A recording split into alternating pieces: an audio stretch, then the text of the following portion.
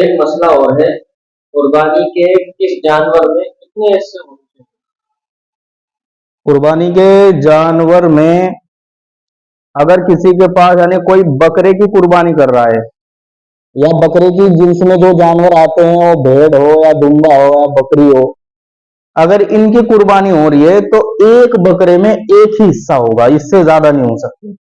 अगर दो चार आदमी पैसे डाल करके सोच रहे कि हमारा भी हिस्सा आधा हो जाएगा, हमारा भी हिस्सा आधा हो जाएगा और सबने बकरा खरीदा, किसी का हिस्सा आधा नहीं होगा, जब किसी ना किसी एक के नाम करना पड़ेगा वो, यानी एक का ही उसमें हिस्सा आधा हो सकता है। अलबत्ता जो बड़े जानवर होते हैं जैसा कि गाय भैंस और इसी तरीके से ऊंट वगैरह जो बड़े जानवर होते हैं उनमें ज्यादा से ज्यादा 7 हिस्से हो सकते हैं, बस इससे ज्यादा नहीं हो सकते। अगर उसमें कोई 8वां हिस्सा करने की कोशिश करे तो किसी का भी हिस्सा आधा नहीं होगा। एक तो छोटे जानवर में यानी बकरी वगैरह में या बकरे वगैरह के जो जिन्स में जानवर आते हैं उनमें एक हिस्सा, और बड़े जानवर में कितने हो सकते हैं? 7 हिस्से, इससे ज्यादा नहीं हो सकते बड़े जानवर में। अलबत्ता कम कम हो सकते हैं। कम का मतलब क्या है कि भाई जैसा कि 2 आदमी हैं तो एक 3 रख ले और एक 4 हिस्से रख ले अपने इसमें, या इसी तरीके से 3 आदमी है तो बहरहाल ज्यादा से ज्यादा 7 हिस्से हो सकते हैं।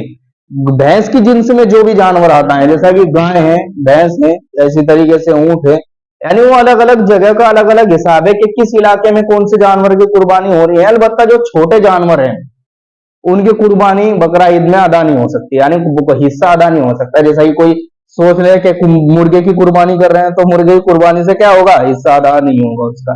कम से भी कम छोटे जानवरों में बकरे तक होना चाहिए, बकरा हो, और बड़े जानवरों में इंसान की मर्जी है, वो चाहे गाय भैंस की करे या ऊंट की करे, या बहरहाल जिस इलाके में जो भी जानवर है तो वो सी के समझे। बहरहाल इससे समझ में ये क्या आता है? ये यही समझ में आता है कि छोटे जानवर में एक हिस्सा, एक से ज्यादा हिस्सा नहीं होना चाहिए छोटे जानवर में। अलबत्ता बड़े जानवर में कितने? ज्यादा से ज्यादा 7 हिस्से हो सकते हैं।